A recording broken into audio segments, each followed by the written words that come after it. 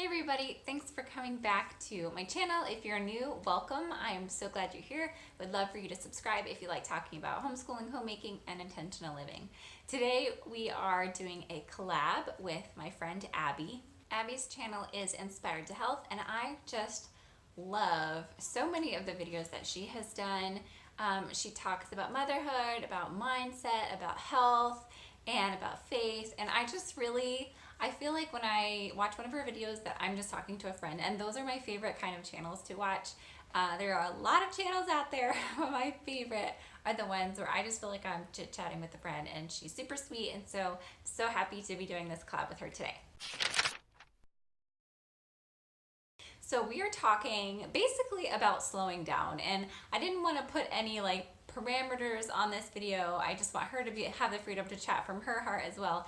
And so our videos might be really similar, or they might be coming from two drastically different angles. So I'm not really sure how it's going to go exactly, but I'm excited to hear what she has to say because I just love hearing what she thinks about things, her ways that she approaches things. So I will leave her video link in the description box below so you can check it out. So today I wanted to talk about a few different things, and this isn't super organized because when I talk from the heart, sometimes just kind of gotta let it flow. But one of the books that I have read that I've loved and I've talked about several times on my channel is a book called Essentialism, and it's basically sticking with the things that matter and letting go of all the other things that kind of distract you from the things that matter. And it's a really interesting concept to me as a mom because there are so many things going on, so many things that I'm responsible for at once. I am a stay-at-home mom, but I'm a homeschool mom, so my kids don't go to school during the day. I have to homeschool them, and then I'm enjoying this YouTube journey here, but I can't make that my number one priority because I have to make sure their education comes first. And so there's that education, there's me and my stuff. My husband works from home now, so that's a different aspect of my life now than when I started my channel and he would go to work every day. Now that he works from home, we're juggling all kinds of things. So I've had to kind of shift my thought process on my channel as well and make sure that I have the different times set for different things. Otherwise, nothing's gonna get done. So I just want to chat with you a little bit about that. And I will link the book Essentialism in the description box, as well as a book that I actually listened to called Deep Work by Cal Newport. And I thought this book was also really interesting. He was just talking about, being able to focus on one thing for a large amount of time and how hard that is for us to do and how much more we can get done on a certain thing when we can focus on it. And again, as a mom, I feel like we have a completely different angle to chat about this because there are so many things, but we literally have to juggle all at once. We can't do just one thing if there's other kids that need us to be, advising them or, taking care of them or cooking for them or cleaning up after them. But sometimes in our culture today in America, moms are also longing for that connection, and sometimes we can find that through our phone. And I am just, this is a struggle for me, so I'm not putting this out there on somebody else, but I'm saying for me, it can be a struggle with that connection being constant and being actually turning into a source of distraction instead of just connection. And so I actually made a video about digital detox, and I made a little printable that talked about things that you can do when you're on a digital detox with your kids and just fun things to do with them. And so I just thought it was fun to have a little list of things that you could kind of trigger your memory and be able to connect with your kids when you're not on your phone. And so I just want to talk about some other things related to that today. Speaking of kids, this guy hasn't made an appearance in a while.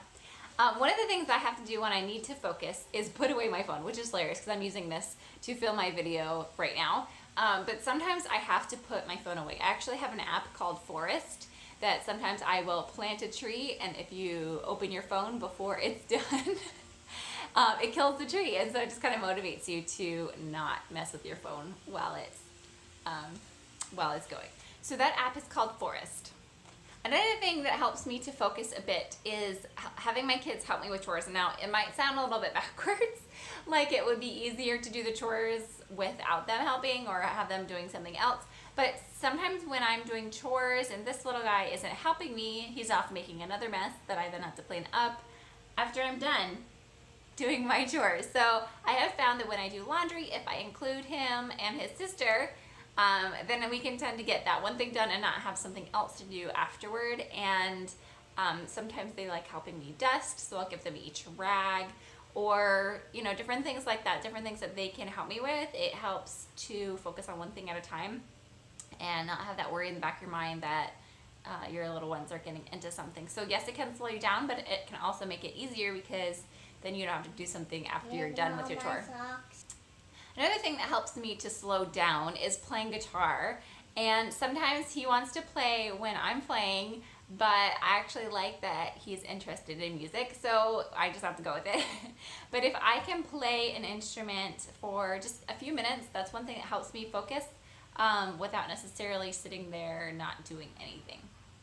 Another thing that I like doing when I'm trying to just focus, I guess these are like hacks for meditation when you have a hard time like meditating, and that is journaling. I like writing down questions that are in my mind, or thoughts that I'm having, or things that I'm worried about. I know I've done this over the course of my life, I guess you could say. If I was worried about something, just writing it down and then just allowing those peaceful thoughts to come.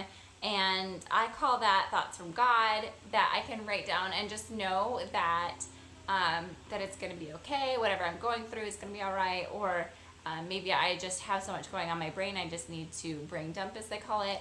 So just journaling my thoughts can be really helpful. And then also just focusing and quieting my mind down and just listening for those peaceful thoughts that come from God, that share his love for us, or just gentle things that we can do to fix different problems in our lives. Those peaceful thoughts, those calming thoughts, those loving thoughts are how I commune with God. And I really enjoy those times of just quieting down and just listening and just writing out those peaceful thoughts that come, those loving thoughts that come.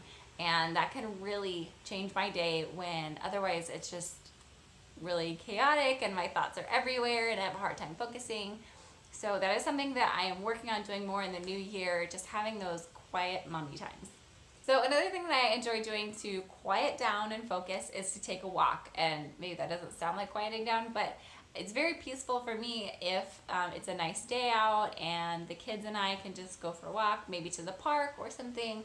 And it just helps me to stop thinking about all the different things that I need to get done in the house. It just gives us a break to leave the house, just leave everything as it is, and just get some fresh air and sunshine and refocus for the rest of the day. Another way that I can quiet myself down is to read a physical book and underline it as I go.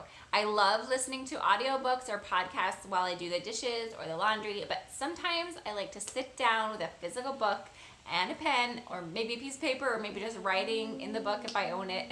It's not from the library. And that can help me to quiet down and actually focus on what I'm reading instead of having my mind drift. Okay, so my last one, I don't know if this is counterintuitive, but I had it on my notes. Actually has something to do today, and I thought maybe it would fit with this video as well. And that is working out. And I know that sounds like, oh, that's not quiet or calming, but I mean, it can be depending on what you do for workout. If you do stretching or something like that. I actually am lifting weights, but I find that after I'm done working out, I feel more calm. And I don't know if it's because I'm getting my energy out or because I just feel like I've accomplished something. So sometimes doing things, little things that make you feel happy or accomplished, or give that endorphin rush, can actually help your brain to be chill for the rest of the day. Maybe it's making your bed and having a fresh start in the day. Maybe it's taking a shower and feeling more put together. But I feel like when you do those things that make you feel like rejuvenated and like you have a fresh start, your brain is not as crazy afterwards. So maybe try that if you're trying to calm down, focus, and be less distracted during the day. So those are my thoughts. I hope you enjoyed this video. I would love to hear your thoughts in the comments below if you have some tips for not being so distracted in a super distractible world, and also just focusing, and any thoughts you have on this little guy's face. Be sure to watch Abby's video linked in the description box. Subscribe if you haven't yet. Like the video if you liked it, and I will see you next time.